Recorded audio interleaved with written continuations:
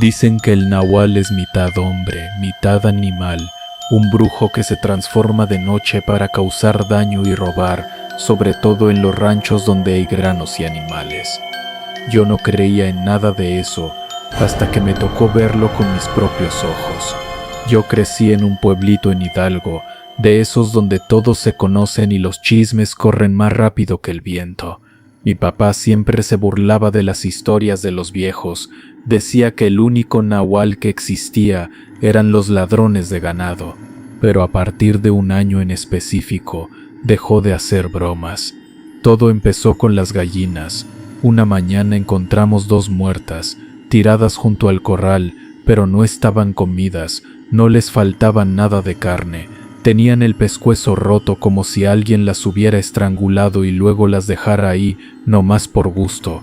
Mi papá pensó que era un perro, cerró mejor el corral, revisó la malla, aseguró el candado. Al día siguiente otra gallina muerta, esta vez dentro del corral, con el cuello torcido y los ojos bien abiertos, como si hubiera muerto de miedo. Mi mamá empezó a decir que eso no era normal, que un animal mata para comer, no para dejar tirado todo. Mi abuela, que vivía en la casa de junto, nada más murmuró: «Eso no es perro, eso es un nahual», y se santiguó sin dejar de mirar el corral. Esa noche, mi papá decidió hacer guardia, se sentó en una silla afuera, con una lámpara de baterías y su escopeta vieja, más por orgullo que por otra cosa. Yo insistí en quedarme despierto con él, y aunque al principio me dijo que no, al final aceptó, con la condición de que, si pasaba algo, no me moviera de la silla. Serían como las 2 de la mañana cuando empezó. Los perros del vecino, que siempre ladraban por cualquier cosa, se quedaron callados de golpe. De pronto el silencio era tan pesado que se escuchaba cómo las láminas del techo se enfriaban con el aire de la noche. Mi papá apagó la lámpara para que nuestros ojos se acostumbraran a la oscuridad. Yo sentía el corazón en la garganta. Entonces lo oímos, un sonido suave como si algo grande rozara la malla del corral. No era un rasguño desesperado, era más bien un tanteo, un tocar lento como si supiera exactamente qué estaba buscando. Mi papá susurró: «Quédate aquí», y se levantó despacio, con la escopeta en la mano. El sonido se repitió más fuerte. Ahora parecía que algo respiraba del otro lado, una respiración pesada, húmeda, como de animal cansado. Pero entre cada exhalación había un pequeño chasquido, como si apretara los dientes. La luna estaba casi llena y alcanzaba a iluminar parte del patio. Yo alcancé a ver la silueta de mi papá acercándose al corral, mientras el ruido seguía del otro lado de la malla. De repente todo se quedó en silencio. Yo pensé que lo que fuera se había ido. Entonces lo escuché. Una voz pegada a la malla del corral, una voz que sonaba exactamente como la de mi papá. «Oye, hijo, ven tantito». La voz venía del corral. Mi papá, el verdadero, estaba a unos metros de espaldas a mí. Sentí que se me heló la sangre. Mi papá se detuvo en seco. «¿Oíste eso?», me dijo sin voltearse. Yo apenas pude responder. «Sí, no te muevas, repitió, pero esta vez con la voz temblorosa. La otra volvió a hablar. «Ábreme el corral, hijo», se me quedó la llave. Era igualita, el mismo tono, la misma forma de arrastrar las palabras cuando estaba cansado. Pero había algo raro, una especie de eco, un hueco detrás de cada palabra, como si la voz viniera de una garganta que no era humana. Mi papá levantó la escopeta y apuntó hacia la malla. «No se te ocurra abrirme, ¿oíste?», me dijo. Yo asintiendo, con las manos aferradas a la silla para no salir corriendo. La voz insistió: «Ándale, muchacho, abre. ¿No ves que soy tu papá?». Y luego rió. Era una risa seca, rota, como si no supiera bien cómo reír. En ese momento mi abuela salió de su casa, envuelta en un rebozo, con los ojos bien abiertos y una vela en la mano. No nos gritó, no preguntó nada, solo se acercó a la puerta del patio y dijo fuerte, mirando hacia el corral: «Si eres hombre, entra por la puerta. Si eres animal, vete al monte. Si eres cosa del diablo, aquí no tienes nada que hacer. La risa se cortó en seco. Luego, un gruñido bajo. No era de perro, no era de cerdo, no era de nada que yo hubiera escuchado antes. Sonaba como si varias voces trataran de salir al mismo tiempo de un solo cuerpo. Mi abuela sacó de su bolsa un puñado de semillas y las aventó hacia el corral, por encima de la malla. Eran semillas de ajonjolí que los viejos dicen que pueden distraer al nahual, obligándolo a contarlas antes de poder seguir. Cuenta que aquí no te queremos, murmuró. Del otro lado, algo se movió con violencia. Se escuchó cómo raspaba la tierra, cómo golpeaba contra la malla. Por un segundo, la luna iluminó una forma enorme pegada al alambre. Parecía un perro, pero con el lomo demasiado largo, las patas delanteras torcidas hacia adentro y una cabeza que no correspondía a ese cuerpo. Los ojos brillaban, pero no como los de un animal cuando les pega la luz, sino como si tuvieran fuego adentro. Mi papá disparó. El estruendo resonó en todo el rancho. Lo que fuera soltó un chillido agudo, tan humano que se me revolvió el estómago, y se lanzó hacia atrás desapareciendo entre los arbustos detrás del corral. Por unos segundos nadie habló. Solo escuchábamos nuestros propios latidos en los oídos. Cuando por fin nos atrevimos a acercarnos a la malla, vimos algo en el suelo, entre la tierra revuelta y las semillas. No era sangre como uno esperaría, sino una especie de baba oscura, espesa, que olía a hierro y a algo podrido. Esa noche nadie durmió. Mi abuela se quedó rezando en la cocina, con una vela encendida, mientras mi papá revisaba una y otra vez las puertas y ventanas. Al día siguiente, corrió el rumor por todo el pueblo. En el rancho de más arriba, un hombre había amanecido con una pierna destrozada, como si un tiro de escopeta se la hubiera atravesado. Decían que era un brujo, que siempre caminaba solo por el monte, que sus animales nunca se enfermaban y que su sombra a veces no lo seguía como debía.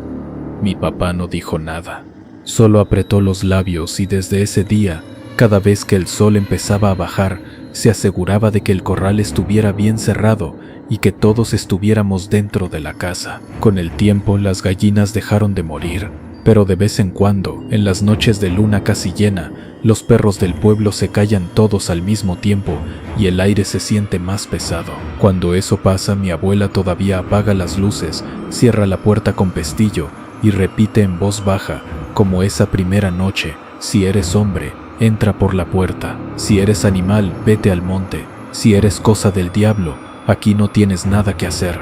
Lo que escuchaste fue apenas el comienzo.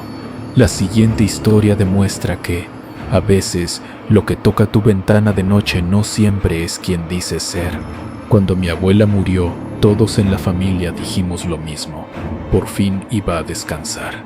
Había sufrido mucho sus últimos años, entre dolores y enfermedades. Pero nadie se imaginó que, después del entierro, seguiríamos escuchando sus golpes en la ventana. Yo vivía en un pueblito de la Sierra de Puebla, donde las casas todavía tienen techo de lámina, y las noches son tan oscuras que apenas si ves la mano frente a tu cara. Mi abuela vivía a unos metros de nosotros, en una casita de adobe que olía siempre a leña y café hervido. Era de esas ancianas tercas, de las que no se van a dormir hasta que todos estén adentro y nadie se quede en la calle. De niños, mi hermana y yo siempre nos quedábamos con ella cuando mis papás tenían que ir al pueblo de al lado.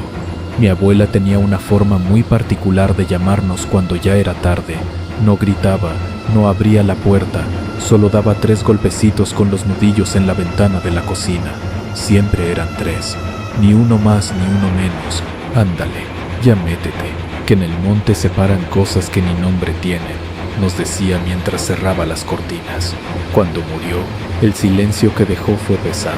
Ya no había café a las 5. Ya no había regaños por andar descalzos, ya nadie daba los 3 golpecitos en la ventana, al menos eso creíamos. Pasaron unas semanas después del entierro. Una noche, mis papás salieron al velorio de un vecino, dejando la casa encargada a mi hermana mayor, que apenas era unos años más grande que yo. Nos quedamos los 3 hermanos en la sala, con la tele prendida bajito, más por no sentirnos solos que por ver algo. Serían como las 11 cuando se fue la luz en todo el pueblo. No era raro, allá cuando hacía aire fuerte los cables fallaban. Pero esa noche no había viento, no había lluvia, no había nada. La oscuridad cayó pesado, como una cobija. Encendimos una vela en la mesa del comedor. El silencio se volvió incómodo. Fue entonces cuando lo escuchamos. 3 golpes suaves en la ventana de la cocina. 1, 2, 3. Mi hermana y yo nos miramos de inmediato. Era el mismo ritmo, la misma fuerza. No era un golpe desesperado. No parecía alguien pidiendo ayuda. Era una llamada familiar. Seguro son mis papás, dijo mi hermana, aunque sabíamos que no. Mis papás nunca tocaban la ventana, siempre la puerta. Los golpes se repitieron. 1, 2, 3, esta vez más lentos, como si la mano del otro lado estuviera cansada. Mi hermano más pequeño se empezó a poner nervioso. No vayan, susurró. Y si no son ellos. Mi hermana tomó la vela y se acercó a la cocina. Yo la seguí, aunque todo mi cuerpo me pedía que mejor me quedara sentado. La cocina olía raro, como a humedad cerrada, aunque la habíamos limpiado ese mismo día. La ventana era de esas con marco de madera viejo, con un vidrio medio opaco y una cortina delgada. Del otro lado solo se veía la noche. ¿Quién es?, preguntó mi hermana, tratando de sonar firme. Del otro lado una voz de mujer, vieja cascada, respondió: «Ábranle a su abuela, muchachos. Ya se está poniendo frío acá afuera». Era la voz de mi abuela. La misma forma de alargar las vocales, el mismo tono cansado. Pero había algo extraño. Sonaba como si viniera de muy lejos, como si atravesara agua o un túnel largo antes de llegar hasta nosotros. A mí se me aflojaron las piernas. Mi hermana apretó más la vela y la cera caliente le cayó en los dedos, pero ni siquiera se quejó. «Abre, mija», insistió la voz. «¿No ves que ya no aguanto el sereno?» Mis ojos se llenaron de lágrimas. Extrañaba a mi abuela. Quería creer que de algún modo había vuelto. Di un paso hacia la ventana, levantando la mano para correr la cortina. Mi hermana me detuvo con un jalón. «Espera», me miró directo a los ojos. «La abuela está enterrada. Eso que está ahí afuera no puede ser ella». Los golpes se repitieron, esta vez un poco más fuertes. 1, 2, 3. «Ábranme, muchachos». La voz sonó ligeramente molesta e impaciente. «No me hagan enojar». En ese momento, recordé algo que mi abuela había dicho una vez cuando contaba historias de nahuales y brujos. Si de noche alguien te habla por tu nombre o te toca la ventana diciendo que es familia, no abras hasta que le veas la cara, y si no te enseña la cara, entonces no abras nunca. Mi hermana tragó saliva. «Si eres mi abuela, dime cómo me decías cuando me enojabas», preguntó temblando. Hubo un silencio corto. Luego la voz respondió: «Te decía mija». Eso fue todo, solo mija. Mi hermana negó con la cabeza. «No eres ella». Mi abuela nunca me decía así cuando estaba enojada. El ambiente se puso pesado. La vela empezó a parpadear como si la soplara un viento que no sentíamos. Los golpes en la ventana cambiaron. Ya no eran 3, fueron muchos. Rápidos, furiosos, como si una mano flaca, huesuda, estuviera golpeando el vidrio con desesperación. «Ábranme, ábranme ya». La voz chilló, pero ahora sonaba distorsionada, demasiado aguda, como si las cuerdas vocales se estiraran de más. Mi hermano pequeño empezó a llorar. Yo sentí que me ardían los ojos, pero no podía apartar la vista de la cortina. Detrás se veían sombras moviéndose, alargándose, pegándose al vidrio. «Vámonos al cuarto», dijo mi hermana. «Cierren la puerta». No se les ocurra responderle. Nos encerramos los 3 en la habitación de mis papás, con la vela en el buró. Desde ahí seguíamos escuchando los golpes en la ventana de la cocina, y de vez en cuando, la voz imitando el tono dulce de mi abuela cuando quería que fuéramos a cenar. «Ya hice chocolate, salgan. Se les va a enfriar la sopa. Ábranme, no sean malos». Pero entre frase y frase, se le escapaban gruñidos bajos, como si a la voz se le atravesara un animal por la garganta. No sé cuánto tiempo pasó hasta que de repente los golpes se detuvieron. El silencio volvió a caer sobre la casa. Solo se escuchaba a mi hermano sollozando quedito. De pronto alguien giró la perilla de la puerta del cuarto, despacio, primero a un lado, luego al otro. Trató de abrir. Mi hermana se levantó de un brinco y sostuvo la perilla desde adentro. Del otro lado, esa voz que ya no sabía imitar bien, intentó sonar dulce. Soy yo, su abuela. ¿Por qué se encierran? ¿Qué me tienen? La perilla se movió con más fuerza. Luego, como si se pegara a la madera, algo raspó la puerta desde arriba hasta abajo, dejando un sonido grave, como de uñas muy largas arañando despacio. No es ella, susurré. La abuela nunca tocaba puertas, solo ventanas. En ese momento un chasquido seco se escuchó en la chapa, como si la hubieran jalado con demasiada fuerza. La vela se apagó sola. Nos quedamos a oscuras. Mi hermano rompió en llanto, ya sin poder contenerse. Yo solo alcanzaba a escuchar mi respiración acelerada y el latido en mis oídos. Entonces, como si alguien se hubiera llevado la noche de un tirón, regresó la luz en toda la casa. El foco del techo se encendió. La perilla dejó de moverse. Esperamos unos minutos antes de atrevernos a abrir. Cuando por fin salimos, la casa estaba en silencio. La ventana de la cocina seguía cerrada, pero en el marco de madera, a la altura donde alguien habría apoyado la frente, había marcas negras como si se hubiera quemado. En la puerta del cuarto, desde la mitad hacia abajo, quedaron 3 rayones largos, profundos, que la madera no tenía antes.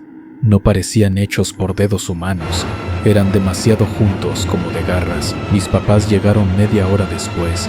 Juran que el velorio nunca se quedó sin luz, que en el pueblo no hubo ningún corte, que las únicas casas que se apagaron fueron la nuestra y la de la abuela al mismo tiempo. Mi mamá fue a revisar la casa de ella al día siguiente. Volvió pálida. Dijo que la ventana de la cocina tenía, por dentro, las mismas marcas negras que la nuestra, justo donde a mi abuela le gustaba apoyar la frente para ver hacia el patio. Esa noche mi mamá puso una cruz de ocote en la ventana y un cuchillo debajo del colchón, por si acaso, como dicen los viejos cuando hablan de nahuales y cosas que imitan voces para que uno abra la puerta. Los golpes no se volvieron a escuchar, al menos no en nuestra casa, pero cada vez que paso frente a la casa vacía de mi abuela, juro que puedo ver la silueta de una mujer chiquita encorvada parada detrás de la ventana de la cocina, y hay noches en que el viento al golpear el vidrio suena exactamente igual que 3 nudillos conocidos. 1, 2, 3. El llanto en el monte. En los ranchos de por acá todos saben una regla sencilla. Si escuchas un bebé llorando en el monte de noche, no vayas. No importa cuánto te duela el corazón, no vayas. Porque muchas veces no es un niño, es otra cosa que está esperando que des el primer paso fuera de tu casa. Yo aprendí eso a la mala. Tenía 18 años cuando me tocó quedarme solo en la casa del rancho. Mis papás se habían ido al pueblo a una fiesta patronal y yo me ofrecí a cuidar a los animales. Era temporada de lluvias, así que el monte olía a tierra mojada y a pasto recién cortado. La casa estaba a unos metros del corral y más allá puro campo abierto y árboles que se perdían en la oscuridad. Esa noche no había luna. El cielo era una masa negra sin estrellas. Cené ligero, puse un poco de música en el celular y antes de dormir salí a revisar que las puertas del corral estuvieran bien cerradas. Todo estaba en orden. Los perros, echados junto a la puerta, me siguieron con la mirada, pero no se movieron. Alrededor de la medianoche me despertó un sonido que al principio no supe identificar. Era un llanto agudo, entrecortado, el típico sonido que hace un bebé cuando ya se quedó sin aire de tanto llorar. Me senté en la cama, aún medio dormido, tratando de entender de dónde venía. El llanto se escuchaba lejos, como si viniera del monte más allá del corral. Pero en ese rancho no había bebés. Mis vecinos más cercanos vivían a varios kilómetros y ellos tampoco tenían niños tan pequeños. El llanto continuó. A veces se apagaba unos segundos como si alguien lo calmara y luego volvía más fuerte, más desesperado. Me levanté, encendí la luz y miré por la ventana. La oscuridad afuera era total. Apenas se distinguían las siluetas negras de los árboles. ¿Escuchas eso?, les pregunté a los perros que dormían en la entrada. Los 2 tenían las orejas levantadas, pero no ladraban, solo miraban fijamente hacia el monte, con el lomo erizado. Algo dentro de mí me decía que me quedara adentro, pero el llanto, había algo terrible en dejarlo sonar y no hacer nada. Tomé una lámpara, me puse una chamarra y abrí la puerta. El aire frío de la noche me golpeó la cara. Los perros se levantaron de inmediato, pero en vez de correr hacia el sonido, se quedaron pegados a la puerta, gruñendo bajito, con la cola entre las patas. El llanto se escuchaba más claro ahora. Definitivamente venía del monte, por el lado donde pasaba un pequeño arroyo en temporada de lluvias. Debe ser alguien que dejó a un niño, pensé, con el estómago hecho nudo. Cerré la puerta con llave por dentro y la dejé solo a medio seguro, por si necesitaba entrar rápido. Empecé a caminar hacia el corral, enfocando la lámpara en el suelo. La tierra estaba húmeda y mis botas se hundían en el barro. A medida que avanzaba, el llanto parecía moverse. Primero sonaba a la derecha, luego a la izquierda, luego más lejos, luego muy cerca, como si el niño estuviera siendo cargado de un lado a otro, o peor, como si la cosa que imitaba el llanto no tuviera un lugar fijo donde estar. Cuando llegué a la cerca del corral me detuve. Ahí, justo más allá de la última línea de árboles, el llanto se escuchó clarito, como si el bebé estuviera a unos metros nada más. «¿Hay alguien ahí?», grité. «¿Quién dejó a un niño?». El llanto se detuvo en seco. El silencio que quedó fue tan repentino que sentí que el aire se me atoraba en la garganta. Apunté la lámpara hacia los árboles. Entre los troncos algo se movió. Una silueta baja encorvada que se asomó apenas un segundo y luego volvió a esconderse. «Oye», dije tratando de sonar calmado, «si hay alguien ahí, conteste». Lo que contestó no fue una voz, fue el mismo llanto, pero esta vez no sonaba como un bebé. Era más grueso, más grave, como si alguien intentara imitar el llanto sin conocer bien cómo hacerlo. Entre cada sollozo se colaba un sonido raro, un gorgoteo, un gruñido apenas contenido. Los perros desde la casa empezaron a ladrar desesperados. Se escuchaban sus uñas golpeando la puerta, pero ninguno se atrevió a cruzar al patio. Yo ya estaba a punto de regresar cuando lo vi. Entre los árboles, algo salió a la luz de la lámpara. Era una figura del tamaño de un niño de 2 o 3 años, pero caminaba raro, con las piernas dobladas hacia adentro, casi como si fueran patas. Su cuerpo estaba cubierto de algo que parecía pelo mojado, sucio, y sus brazos eran demasiado largos para su tamaño. La cara, no puedo decir que fuera de niño, tenía rasgos humanos, sí, pero como mal colocados. Los ojos eran demasiado grandes y oscuros, la boca se abría de más, hasta llegar casi a las mejillas, y cuando lloraba no se le veía lengua, solo un hueco brillante, negro. Se quedó ahí mirándome con la cabeza ligeramente inclinada. El llanto no salía de su boca, sino de algún lugar más profundo, como si le resonara desde el pecho. «Oye», dije en un hilo de voz, «¿estás perdido?». La criatura dejó de llorar. Sus ojos se clavaron en la luz de la lámpara como molestos. Entonces, sin mover la boca, escuché claramente una voz en mi cabeza, una voz que sonaba como la de mi madre cuando me regañaba de niño. «¿Por qué saliste, mijo? Te dije que no abrieras». Me quedé helado. Esa frase, con esas palabras, mi mamá me la había dicho 1000 veces cuando yo era pequeño, pero ella no estaba ahí. La criatura dio un paso hacia adelante.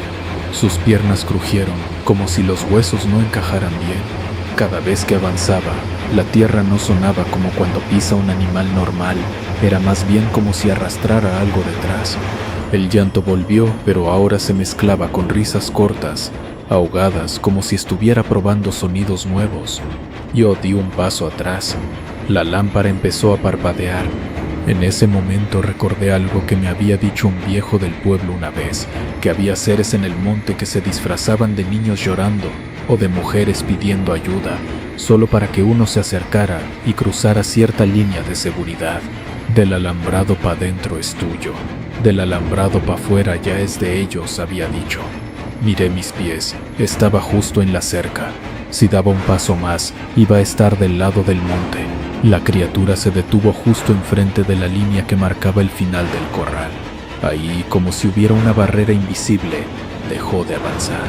Se agachó un poco, apoyó las manos largas en el suelo y me miró desde abajo, con los ojos brillando en la oscuridad. El llanto se volvió más suave, como si ahora supiera imitar mejor el sonido de un bebé indefenso.